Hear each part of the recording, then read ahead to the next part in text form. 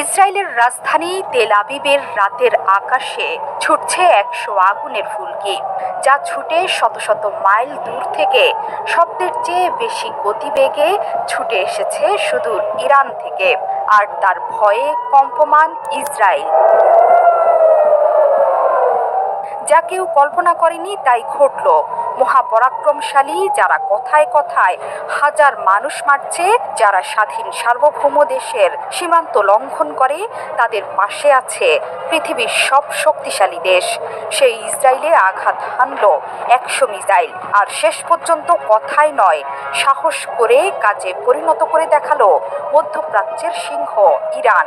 Iran আবারও প্রমাণ করল অন্যায়ের বিরুদ্ধে তারা যে অবস্থানের কথা জানিয়ে আসছিল তাতে এখনো অটল আছে। স্থানীয় সময় মঙ্গলবার রাতে গুরুত্বপূর্ণ কৌশলগত শহর জেরুজালেম এবং হাইফার পাশাপাশি পুরো ইসরায়েল জুড়ে আকাশে ইরানি ক্ষেপণাস্ত্র দেখা গেছে। ক্ষেপণাস্ত্র হামলা শুরুর পরপরই ইসরায়েল জুড়ে সতর্কতা সাইরেন বাজতে শুরু করেছে। নিরাপদ আশ্রয়ের সন্ধানে ছুটছে ইসরায়েলিরা।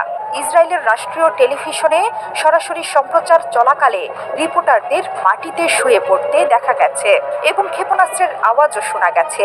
দখলদার সামরিক বাহিনী দাবি করেছে তারা এরই মধ্যে বেশ কয়েকটি ক্ষেপণাস্ত্র ভূপাতিত করেছে। তবে এই বিষয়ে বিস্তারিত কিছুই জানায়নি দখলদার বাহিনী।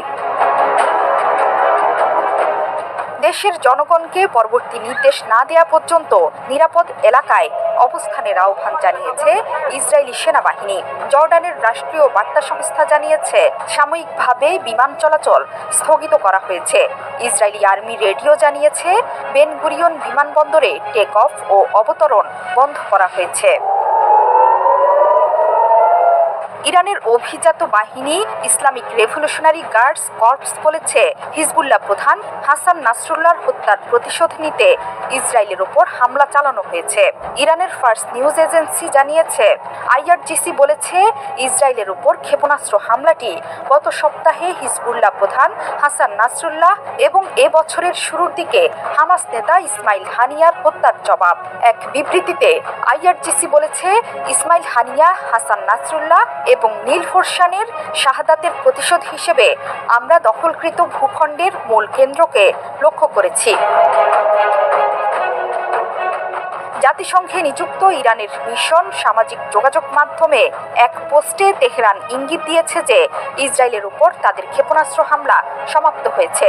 এতে ইসরায়েলি সরকারকে পাল্টা হামলা থেকে বিরত থাকার হুঁশিয়ারি দেওয়া হয়েছে।